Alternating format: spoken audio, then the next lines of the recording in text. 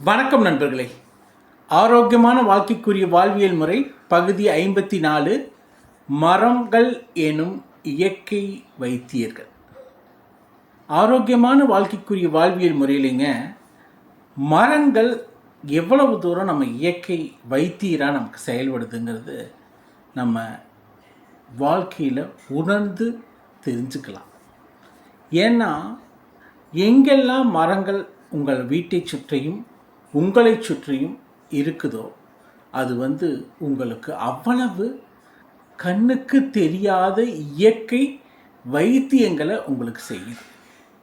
அப்போ இந்த ஆரோக்கியமான வாழ்க்கைக்குரிய வாழ்வியல் முறையாக மரங்கள் உங்களை சுற்றியும் எப்போவுமே இருக்கிற மாதிரி பார்த்துக்கணும்.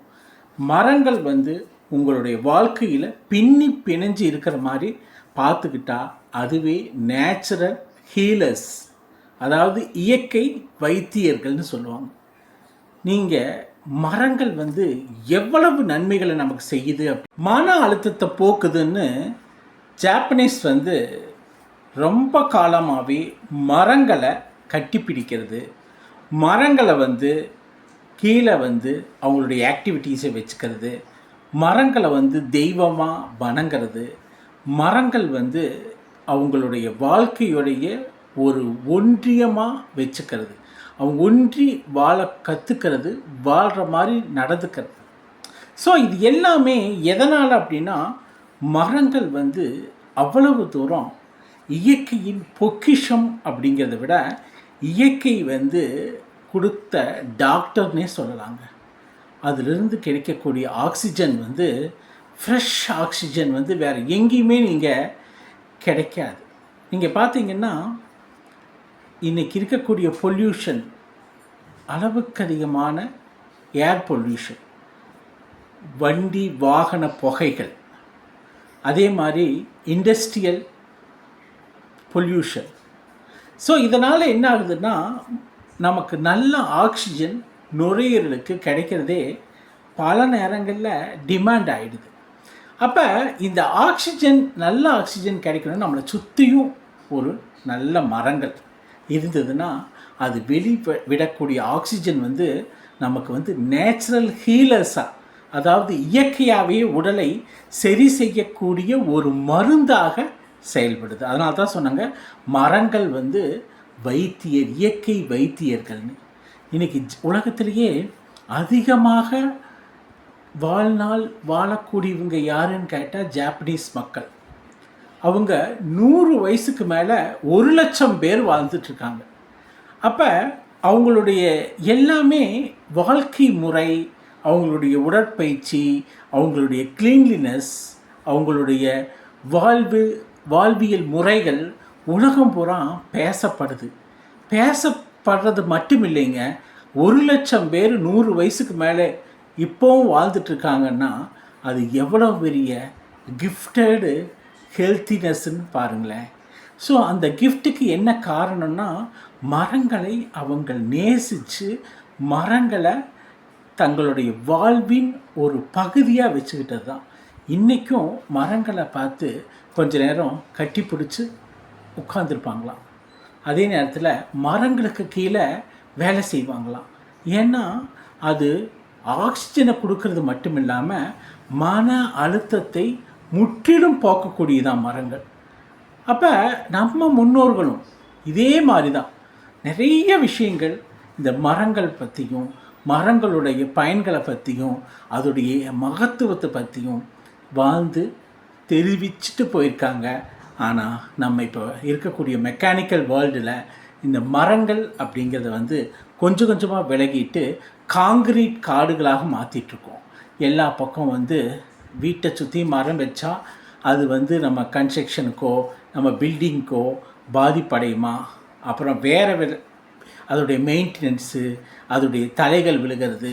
இதனால் நமக்கு நாமே மரங்கள் வேண்டாமே அப்படிங்கிற ஒரு நிலைமைக்கு சில வீடுகளில் உண்டாக்கிக்கிறாங்க. இது எவ்வளோ பெரிய தவறுன்னா உங்களுக்கு கிடைக்க வேண்டிய ப்ராப்பர் ஆக்சிஜன் கிடைக்காது. மரங்கள் வீட்டை சுற்றி இருந்து அது வேர்கள் அப்படின்னா மனிதனுடைய வாழ்க்கையே ஒரு கரெக்டாக யாருக்கும் சொல்ல முடியுமா? அதுக்கு நீங்கள் ஒவ்வொன்றுக்கும் ஒரு டேர்ம், அதாவது அந்த வீட்டுக்கு ஒரு டேர்ம், அது 200 வருஷம் வரும், 300 வருஷம் வரும்னு எதையும் நீங்கள் கால்குலேட் பண்ண முடியாது. அதனால் மரங்களையும் நீங்கள் கால்குலேட் பண்ணி அது வைக்க வேண்டாம்னு நினைக்கிறது கூட உங்களுடைய ஹெல்த்துக்கு நீங்களே செய்து கொள்ளக்கூடிய ஒரு விதமான தவறுன்னு தான் சொல்ல முடியும். மரங்களில் இருக்கக்கூடிய பெனிஃபிட்ஸு, அதில் இருக்கக்கூடிய நன்மைகளை பார்க்கும்போது அது வீட்டை சுற்றி வைக்கிறது மட்டும் இல்லை, மரங்கள் அதிகமாக இருக்கக்கூடிய இடங்களுக்கு நீங்கள் இருக்கிறது நீங்கள் கிஃப்டடு, கண்டிப்பாக அது உங்களுக்கு சொர்க்கம் அப்படின்னு தான் சொல்லுவாங்க. உலகத்தில் எங்கேயுமே மரங்கள் வைத்து அதனால் வரக்கூடிய வேர்களுக்கு யாருமே பயப்படுறதில்லை. ஆனால் நம்ம சொசைட்டியில் கொஞ்சம் பயப்படுறோம். அதை கொஞ்சம் தவிர்த்தால் இன்னியும் உங்களுடைய இயற்கையான டாக்டரை உங்கள் வீட்டுக்குள்ளே வர வச்ச மாதிரி இருக்கும். நீங்கள் பார்த்தீங்கன்னா நம்ம முன்னோர்கள் அரச மரத்தை சுற்றுங்க அப்படிம்பாங்க, வேப்ப மரத்தை கொண்டாடினாங்க தெய்வமாக. இது எல்லாம் எதனால் அப்படின்னா அவங்க இயற்கை தெய்வங்கள் அப்படிங்கிறது தான். வேப்ப மரத்தில் நீங்கள் நம்ம ஊரில் எல்லா ஊர்லேயும் வேப்ப மரத்தை கொண்டாடுவாங்க. எல்லா ஊர்லேயும் அரச மரத்துக்கு கீழே விநாயகர் வச்சு அரச மரத்துக்கு அடியில் சுத்த சொல்லுவாங்க. இது எல்லாம் அரச மரத்தில் அவ்வளவு ஆக்சிஜன் கண்டென்ட் இருக்குது. அது இயற்கை வைத்தியர் அப்படின்னு. நீங்கள் பார்த்தீங்கன்னா உடல்நிலை சரியில்லாதவங்களை கூட நம்ம ஊரில் முதல்ல எல்லாம் பார்த்தீங்கன்னா நாகூர் தர்கா சில இடங்களையெல்லாம் கட்டி போடுவாங்க. அவங்கள கட்டி பிறழ்வு நோய் ஏற்பட்டவங்களையெல்லாம். ஏன் அப்படின்னா அந்த மரத்திலிருந்து வரக்கூடிய அந்த பாசிட்டிவ் வைப்ரேஷன்ஸு, அந்த ஆக்சிஜன், அது இருக்கக்கூடிய ஒரு விதமான தன்மை அவங்கள பிறழ்வு நோயிலிருந்து நார்மலாக கொண்டு வர்றதுக்கு அது மிகவும் உதவிகரமாக இருக்கும். நீங்கள் A to Z நம்மளுடைய பாரம்பரியம், நம்மளுடைய பரம்பரை எல்லாமே பார்த்திங்கன்னா தொடர்ந்து ஆரோக்கியத்தை நோக்கியும் மரங்களை நோக்கியும் இருந்திருக்குது. ஏன்னா மரங்கள் இயற்கை வைத்தியர்கள்ங்கிறத நம்ம முன்னோர்கள் கண்மூடித்தனமாக நம்பினாங்க. அதனால தான் ஒவ்வொரு கோயில் எடுத்திங்கனாலும் ஒரு கோயிலில் மரம் கண்டிப்பாக இருக்கும். அது எந்த தெய்வமானாலும் அந்த ஒரு தெய்வத்துக்கு மரத்தோடு லிங்க் பண்ணாங்க. ஏன்னா நீங்கள் தனியாக மரத்தை கட்டி பிடிங்க, மரத்துக்கு கீழே உட்காருங்க அப்படின்னு எல்லாம் சொன்னால் யாரும் செய்ய மாட்டாங்கன்னு சொல்லிட்டு நம்ம முன்னோர்கள் விநாயகர் அரச மரம், அப்புறம் சிவன் வில்வ மரம், அந்த மாதிரி ஒவ்வொரு தெய்வத்துக்கும் ஒவ்வொரு மரங்களை சொல்லி வச்சாங்க. அப்புறம் அம்மனுக்கு வேப்ப மரம், வேப்பம் தலைகள். ஸோ எல்லாமே ஒரு இயற்கை வைத்தியத்துக்கான ஏற்பாடு தான். அது எல்லா மதத்திலும், இந்து மதத்தில் மட்டும் இல்லை, கிறிஸ்டியானிட்டியில் மட்டும் இல்லை, இஸ்லாம் மட்டும் இல்லை, எல்லா மதங்களும் இந்த மரங்களை கொண்டாடுகிறது, மரங்களை தூக்கி நிறுத்துது. அப்போ ஏன் அப்படின்னா நம்ம முன்னோர்கள் மிகப்பெரிய அறிவி ஜீவிகள்ங்க. அவங்களுக்கு தெரியும் நீங்கள் ஹாஸ்பிட்டலுக்கும் டாக்டர்ஸ்டையும் போகிறது உங்கள் வைத்தியத்தை என்றைக்கும் முழுமையாக குணப்படுத்தாது. உங்கள் இயற்கை தான் உங்களை குணப்படுத்தும். அப்போ அந்த இயற்கையில் ஆக்சிஜன்கிறது ரொம்ப ரொம்ப முக்கியம். இந்த ஆக்சிஜனை எங்கிருந்து பெறப்படுது? என்னவே அட்மாஸ்பியரில் இருந்தாலும் நமக்கு ஒரு நல்ல ஒரு ஆக்சிஜனை கொடுக்கறது மரங்கள் தான். மரங்கள் ஒரு நேச்சுரல் ஹீலர்ஸுங்க. உடல் இருக்கக்கூடிய ஆக்சிஜன் உள்ளே எடுத்துட்டு கார்பன் டை ஆக்சைடை வெளியே செலுத்தினா தான் அந்த உயிர் நல்ல முறையில் லைவாக இருக்கும். அதே நேரத்தில் மனசோர்வு, பயம், மனப்பிறழ்வு, மன அழுத்தம் இதெல்லாம் ஒரு தொடர்ந்து மரங்களுக்கு கீழே இருக்கும்போது அது உங்களுக்கு ஒரு ரெஃப்ரெஷ்மெண்ட்டை கொடுத்து மனதை மாற்றக்கூடிய இடமாக மாறுகிறது. நீங்கள் உலகத்தில் பார்த்தீங்கன்னா எல்லா பக்கமுமே ஒரு மனசு கொஞ்சம் டல்லாக இருந்தாலோ, மனசு கொஞ்சம் சரியில்லைனாலோ ஒரு பார்க்குக்கு போவாங்க, ஒரு பூங்காவுக்கு போயிட்டு அங்கே இருக்கக்கூடிய மரங்களை பார்த்தா அது ஆட்டோமேட்டிக்காக சரியாயிடும். ஒரு மனசு சேஞ்ச் ஆகும். அதே மாதிரி தான் கோயில்களையும் பார்த்திங்கன்னா தொடர்ந்து மரங்களை வச்சுருப்பாங்க. அந்த மரங்களை சுற்றி இருக்கக்கூடிய அந்த என்வாமெண்ட்டே பார்த்திங்கன்னா ஒரு மனதுக்கு நம்ம விரும்பி போகக்கூடிய இடமாகவும் இருக்கும்.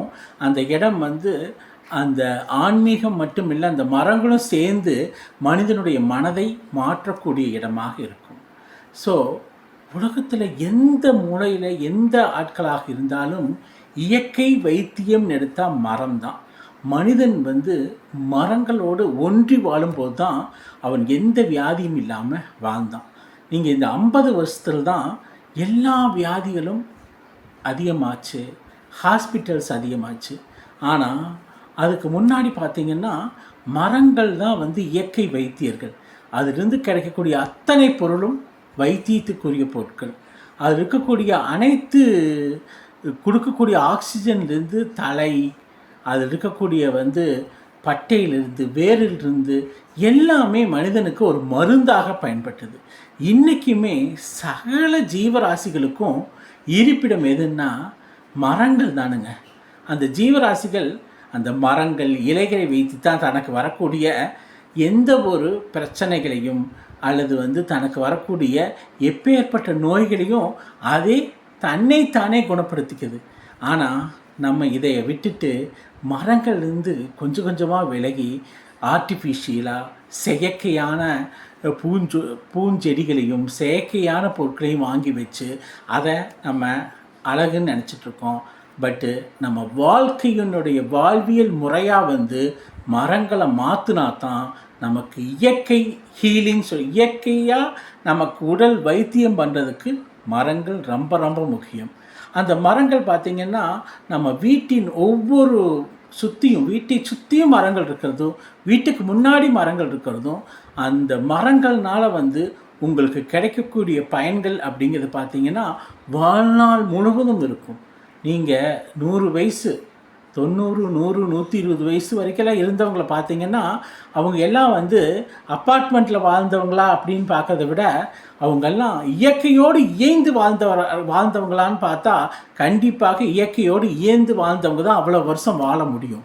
ஏன்னா அந்த மரங்களுக்கு இருக்கக்கூடிய ஒரு பாசிட்டிவிட்டி, அந்த இயற்கையுடைய பாசிட்டிவிட்டி, அது நேச்சுரல் ஹீலிங் பவர், அந்த ஆக்சிஜன், அதுவே வந்து உடலை சுத்தம் செய்யும் மட்டும் இல்லாமல் உடலில் உள்ள கழிவுகளை வெளியேற்றது மட்டும் இல்லாமல் உடலுக்கு வேணுங்கிற தேவையான அத்தனை நல்ல விஷயங்களையும் இந்த மரங்கள் கொடுக்குது. நீங்கள் எந்த ஒரு விசேஷமானாலும் நம்ம இன்றைக்கும் மரங்களை வந்து தான் தோரணமாக கட்டி வரவேற்கிறோம். இலைகள், அதாவது வாழை மரமாகட்டும், அதே மாதிரி தென்னை மரமாகட்டும், இது எல்லாமே ஒரு விசேஷங்களுக்கு முன்னோடியாக இருக்குது. அதுக்கெல்லாம் என்ன காரணம்னு பாருங்கள். அதெல்லாம் வந்து ஒரு பாசிட்டிவிட்டி, பாசிட்டிவ் வைப்ரேஷன்ஸ், ஒரு நெகட்டிவ் எனர்ஜியை ரிமூவ் பண்ணி பாசிட்டிவ் எனர்ஜியை கொண்டு வரக்காக தான் இன்றைக்கும் கல்யாண வீடுகளில், விசேஷ வீடுகளில் வாழை மர தோரணங்களும் அதே நேரத்தில் வந்து தென்னை மர ஓலைகளையும் வச்சு வரவேற்கிறதுக்கு யூஸ் பண்ணுறாங்க. ஏன்னா அதில் இருந்து கிடைக்கக்கூடிய அந்த பாசிட்டிவ் எனர்ஜி. அதே மாதிரி மாவிலை தோரணம், வீடுகளில் மாவிலை தோரணம் கட்டுறாங்க. எதனாலன்னா ஒரு பாசிட்டிவ் எனர்ஜி கிடைக்கும்.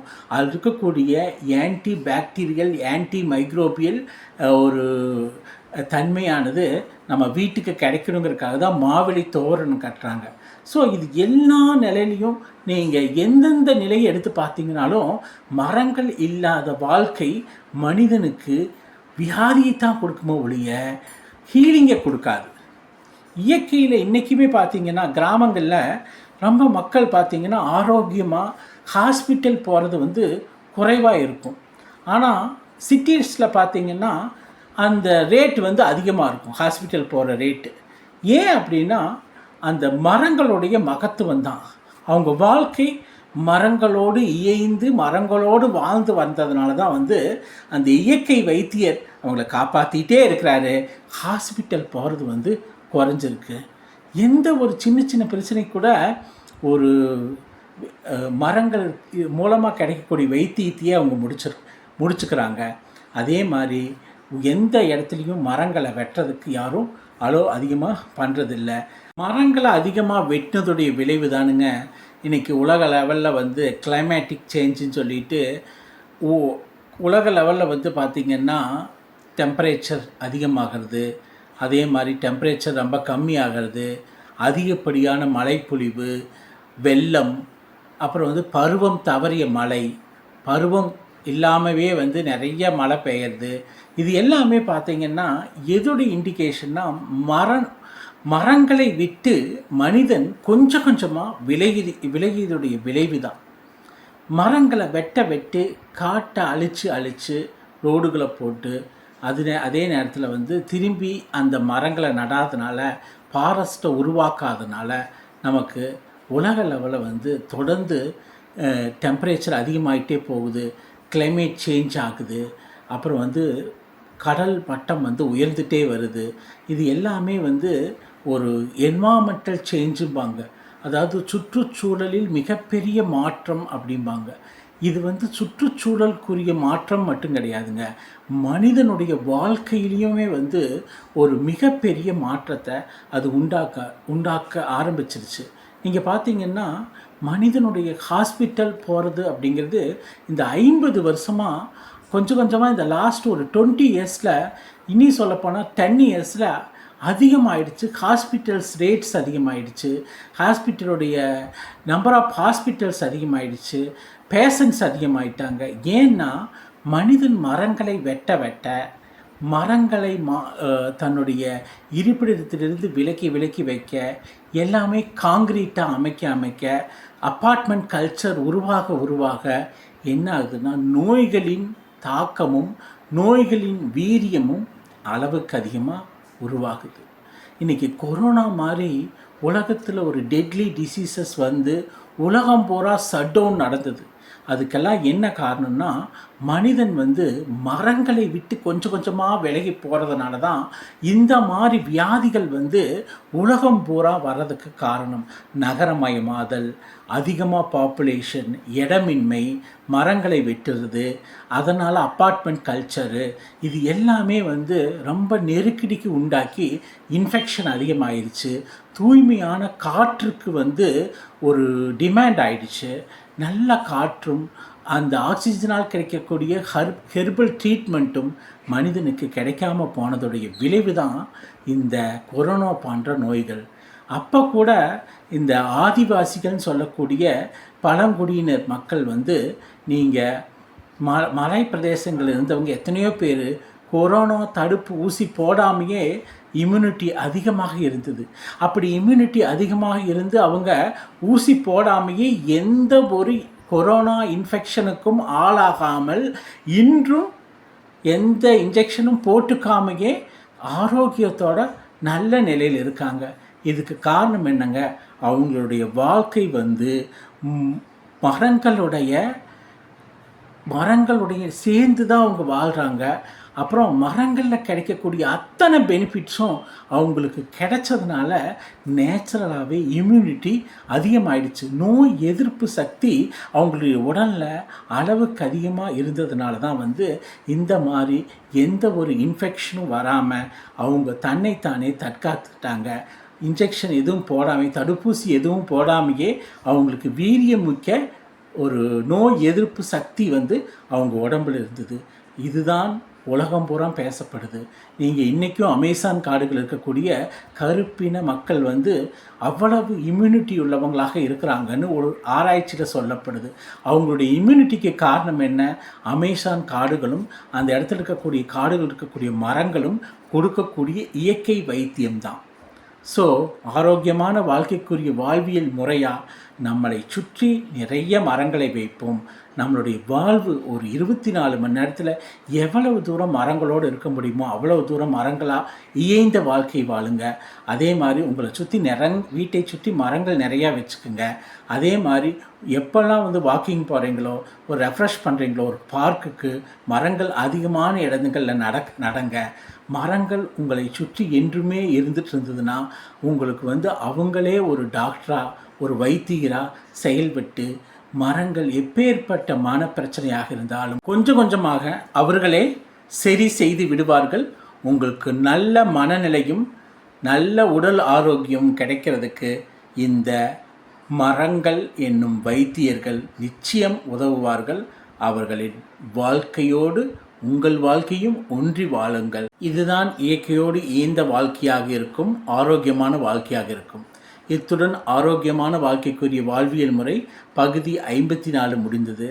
நம்ம ஆரோக்கியமான வாழ்க்கைக்குரிய வாழ்வியல் முறை பகுதி 55 சந்திப்போம். இந்த சேனலில் இந்த கருத்துக்கள் எல்லாம் பிடித்திருந்தால் சப்ஸ்கிரைப் பண்ணுங்கள், லைக் பண்ணுங்கள், ஷேர் பண்ணுங்கள். நன்றி, வணக்கம்.